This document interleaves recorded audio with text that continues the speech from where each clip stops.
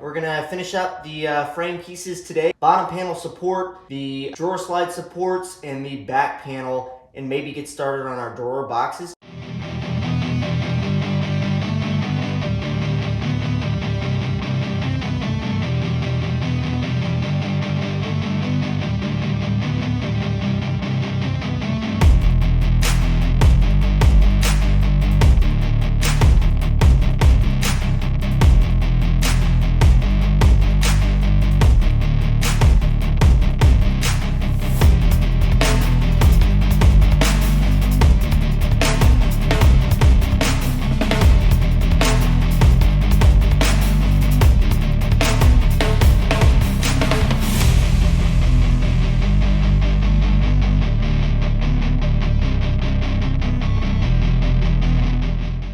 It's done.